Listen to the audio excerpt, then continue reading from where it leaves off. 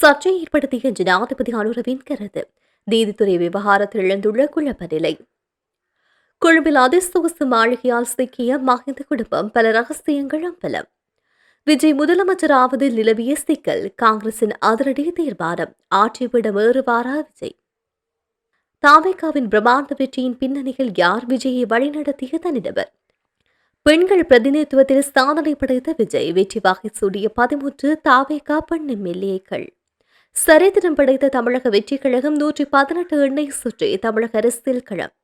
கோட்டையை கைப்பற்றுவாரா விஜய்?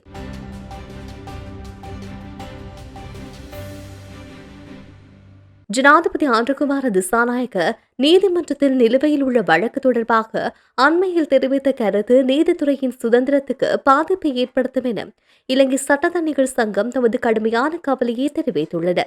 அண்மையில் நடைபெற்ற மே தின பேரணியில் உரையாற்றிய ஜனாதிபதி, மே 25 அன்று வழங்கப்பட உள்ள ஒரு தீர்ப்பு குறித்து குறிப்பிடுகையில், அந்த தீர்ப்பு வெளியானதும் பொதுமக்கள் அதை பாராட்டி கைதட்ட முடியும் என்று கூறினார். ஜனாதிபதியின் இந்த அறிவிப்பு நீதித்துறையின் மீதான பொதுமக்களின் நம்பிக்கையை சிதைக்கும் வகையில் அமைந்துள்ளதாக சட்டத்தரணிகள் சங்கம் எச்சரித்துள்ளது. ஜனாதிபதியின் இந்த உரையானது நீதித்துறை செயற்பாடுகளின் வெளிப்படையாக தலையிடுவதை போன்ற ஒரு தோற்றத்தை உருவாக்குவதாக சுட்டிக்காட்டப்பட்டுள்ளது.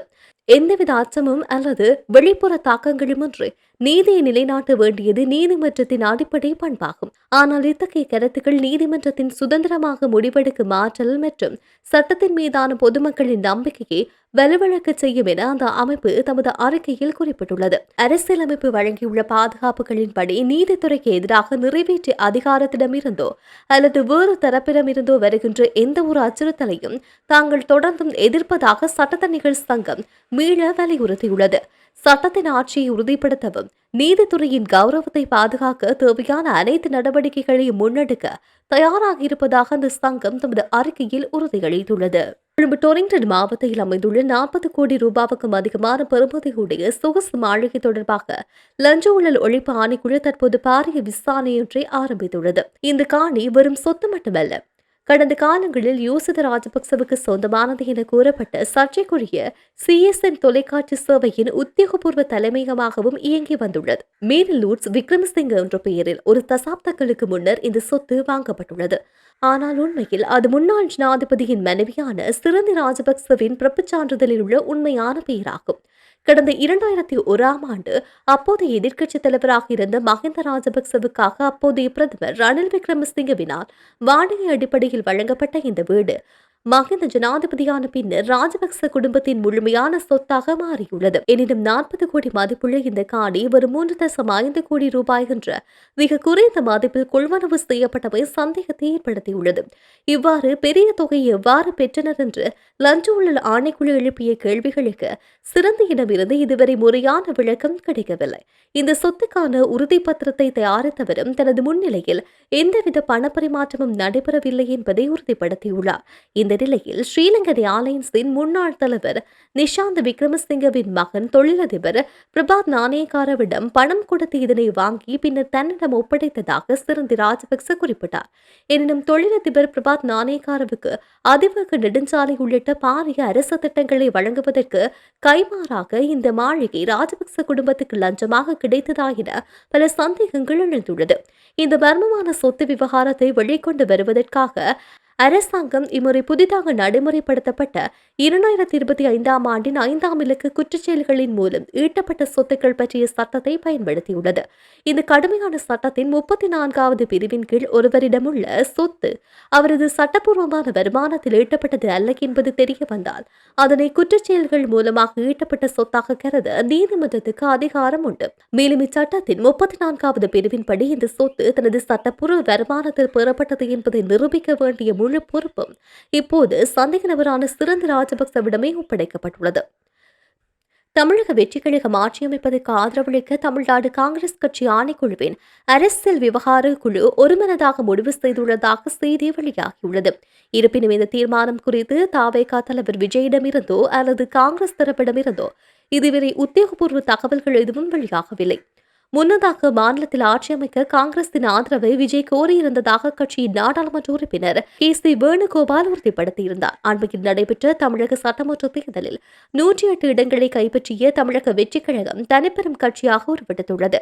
இருப்பினும் ஆட்சி அமைப்பதற்கு தேவையான பெரும்பான்மை எண்ணிக்கையை விட 10 இடங்கள் குறைவாக இருப்பதால் காங்கிரசின் ஆதரவு தற்போது அவசியமான ஒன்றாக மாறியுள்ளது. இதுகுறித்து ஊடகங்களிடம் பேசிய கே.சி. வேணுகோபால், தமிழக வெற்றிக் கழக தலைவர் விஜய் தமிழகத்தின் ஆட்சி அமைக்க இந்திய தேசிய காங்கிரசின் ஆதரவை கோரியுள்ளதாக தெரிவித்திருந்தார். மேலும் தனது அரசியல் பயணத்தில் பெரும் தலைவர் காமராஜின் கொள்கைகளால் தான் ஈர்க்கப்பட்டிருப்பதாக விஜய் குறிப்பிட்டிருந்ததாக அவர் கூறினார். தமிழக மக்களின் தீர்ப்பு என்பது அரசியலமைப்பை பாதுகாப்பதில் உறுதியாக இருக்கும் ஒரு மதசார்பற்ற அரசாங்கத்திற்கானதாகும் என்பதில் காங்கிரஸ் தெளிவாக இருப்பதாக அவர் மேலும் தெரிவித்தார். பாஜக அல்லது அதன் மறைமுக ஆதரவு பெற்ற சக்திகள் எந்த வகையிலும் தமிழகத்தில் ஆட்சி நடத்துவதை காங்கிரஸ் விரும்பவில்லை என்றும் அதன் அடிப்படையில் விஜயின் கோரிக்கை குறித்து இறுதி முடிவெடுக்குமாறு தமிழ்நாட்டு காங்கிரஸ் ஆணைகளுடன் கட்சியின் மேலிடம் அறிவித்திருப்பதாக அவர் கூறினார். அறிக்கையின் பின் இன்று காலை இந்திய ஊடகங்கள் சிலவற்றில் காங்கிரஸ் விஜய்க்கு ஆதரவு வழங்க தீர்மானித்துள்ளதாக செய்திகள் வெளியாகியுள்ளமை குறிப்பிடத்தக்கது. தமிழக சட்டமன்ற தேர்தல் முடிவுகள் நேற்று முன்தினம் வெளியாகியுள்ளது. தமிழக சட்டசபை தேர்தலில் தாவேக 108 இடங்களிலும், திமுக கூட்டணி 73 இடங்களிலும், பலரும் எதிர்பார்க்காத வகையில் இதுவரை தமிழகத்தை ஆண்ட பரம்பரை கட்சியை பின்னுக்கு தள்ளி தமிழக வெற்றிக் கழகம் வெற்றி பெற்றுள்ளது. தமிழக வெற்றிக் கழக தலைவர் விஜய் எந்த அரசியல் பின்னணியும் அரசியல் முன்னனுபவமும் இல்லாதவர். சினிமாவில் கொடிகட்டி பறந்த அவர் 2024 தனது அரசியல் பிரவேசத்தை அறிவித்தார். சினிமாவில் ரசிகர்களை கொண்டவர் என்பதற்காக மட்டும் அவருக்கு இந்த வாக்குகள் கிடைத்ததா என்ற கேள்விகள் எழுந்துள்ளது. ஆனால் தமிழக வெற்றிக் கழகத்தின் தேர்தல் அதிரடிகளுக்கு பின்னால் அரசியல் ஆலோசகர் ஜோன் ஆரோக்கியசாமி என்ற பெயர் பிரதானமாக பேசப்படுகின்றது. 2014ஆம் ஆண்டுக்கு பிறகு இந்திய அரசியலில் தேர்தல் வியூக நிறுவனங்கள் தவிர்க்க முடியாத சக்தியாக உருவெடுத்துள்ளது. தமிழகத்தில் பிரசாத் கிஷோர், சுனில் ஹனுகோலு போன்ற முன்னணி வியூக வகுப்பாளர்கள் வரிசையில் தற்போது தமிழக வெற்றிக் கழகம் மூலமாக பெரும் கவனத்தை ஈர்த்திருப்பவர் ஜோன் ஆரோக்கியசாமி ஆவார். இதுவரை திராவிட கட்சிகள் மட்டும் கோலோச்சிய தமிழக அரசியலில் ஒரு புதிய கட்சி இவ்வளவு குறுகிய காலத்தில் எப்படி ஒரு வலுவான மாற்றமாக உருவெடுத்தது என்று கேள்விகளுக்கு இவரின் பெயரே பேசப்படுகின்றது. அரசியல் களத்தில் நிழல் மனிதராக செயல்படும் ஜோன் ஆரோக்கியசாமி ஏற்கனவே தேசிய அளவிலான பல மாநில தேர்தல்களில் பணியாற்றிய அனுபவம் கொண்டவர். தமிழகத்தில் விஜயின் பிம்பத்தை வெறும் சினிமா சூப்பர் ஸ்டார் என்பதில் இருந்து மக்கள் தலைவன் என்ற நிலைக்கு மாற்ற அவர் வகுத்த திட்டங்களே தாவேகாவின் தற்போதைய எழுச்சிக்கு காரணம் என்று கூறப்படுகின்றது. 2023 தமிழக சட்டமன்ற தேர்தலில் 23 பெண் எம்எல்ஏக்கள் வெற்றி பெற்று சாதனை படைத்துள்ளனர். இந்த நிலையில் தமிழ்நாட்டில் புதிய சக்தியாக உருவெடுத்துள்ள தமிழக வெற்றிக் கழகத்தில் 13 பெண் வேட்பாளர்கள் சட்டமன்றத்துக்கு தகுதி பெற்று பெண்கள் பிரதிநிதித்துவத்தில் முன்னிலை பெற்றுள்ளது.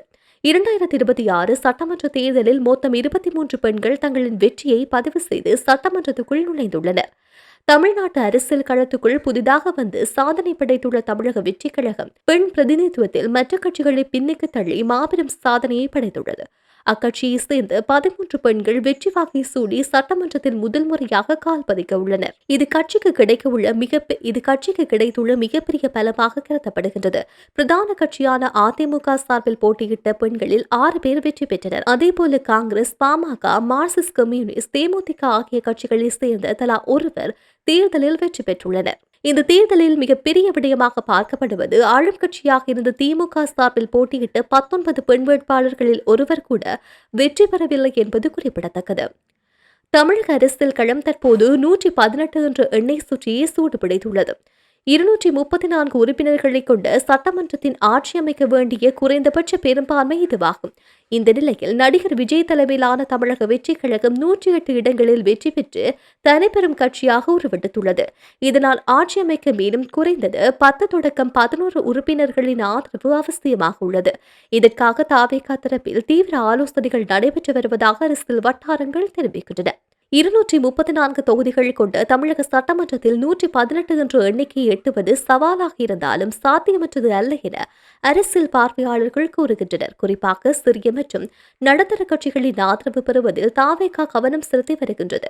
முதலில் இந்தியன் நேஷனல் காங்கிரஸ் 5 இடங்களில் வெற்றி பெற்றுள்ள நிலையில் விஜய்க்கு ஆதரவு அளிக்க தயார் என தகவல்கள் வெளியாகியுள்ளது. அமைச்சரவை பங்கு உள்ளிட்ட அரசியல் பேச்சுவார்த்தைகள் இதற்கு பின்னணியாக இருக்கலாம் என்று கூறப்படுகிறது. இதேபோல விடுதலை சிறுத்தை சிறுத்தைகள் கட்சி மற்றும் இடதுசாரி கட்சிகளின் நிலைப்பாடு மிகவும் முக்கியமாக பார்க்கப்படுகின்றது. விடுதலை சிறுத்தை கட்சியின் தலைவர் தொல் திருமாவளவன் விஜய் எங்களுக்கு எதிரியல்ல என்று கூறியிருப்பது இந்த அணுகுமுறைக்கு நேர்மறையான குறியீடாக கருதப்படுகின்றது. இதற்கிடையில் கம்யூனிஸ்ட் பார்ட்டி ஆஃப் இந்தியா மற்றும் communist party of India Marxist போன்ற கட்சிகளும் ஆதரவு தர வாய்ப்புள்ளதாக கூறப்படுகின்றது. இந்த வரிசையில் இந்தியன் யூனியன் முஸ்லிம் லீக் கட்சியும் சேரக்கூடும் என்று கணிக்கப்பட்டுள்ளது. இவை அனைத்தையும் இணைத்தால் பெரும்பான்மை இலக்கை எட்டும் வாய்ப்பு அதிகமாக உள்ளது. ஆனால் பாட்டாளி மக்கள் கட்சியின் நிலைப்பாடு சிக்கலானதாகவே உள்ளது. வடதமிழகத்தில் வலுவான வாக்கு வங்கி கொண்ட இந்த கட்சி தற்போதைய கூட்டணியில் இருந்து விலகி விஜய்க்கு ஆதரவு தருமா என்பது முக்கிய கேள்வியாக உள்ளது. மேலும் அம்மா மக்கள் முன்னேற்ற கழகம் மற்றும் தேசிய முற்போக்கு திராவிட கழகம் போன்ற கட்சிகளின் ஆதரவும் கணக்கில் கொள்ளப்படுகின்றது. இவர்களின் எண்ணிக்கை குறைவாக இருந்தாலும் பெரும்பான்மை கணக்கில் தீர்மானிப்பதாக அமையலாம்.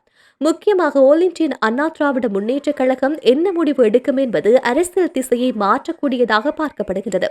திமுக எதிர்ப்பு கோணத்தில் ஆதரவு தர வாய்ப்பிருந்தாலும் அதன் எதிர்கால அரசியல் நிலைப்பாட்டை பாதிக்கும் அபாயம் உள்ளதாக கூறப்படுகின்றது.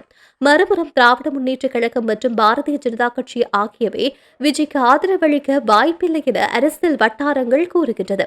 இந்த அனைத்து அரசியல் கணக்குகளையும் பார்த்தால் 118 என்ற எண்ணை எட்டுவது சவாலாக இருந்தாலும் பல சிறிய கட்சிகளின் ஆதரவை ஒருங்கிணைத்தால் அது சாத்தியமே. ஆனால் கூட்டணி ஆதரவில் உருவாகும் அரசு நிலையானதாக இருக்கும் என்பதில் சந்தேகம் நிலவுகின்றது. மொத்தத்தில் இந்த தேர்தல் மூலமாக விஜய் தலைமையிலான அரசியல் எழுச்சி தெளிவாக வெளிப்படுகின்றது. தற்போது 118 என்பது ஒரு எண் மட்டுமல்ல, தமிழக அரசியலில் அடுத்த அதிகாரத்தை தீர்மானிக்கும் முக்கிய சாவி என அரசியல் விமர்சகர்கள் கூறி வருகின்றனர்.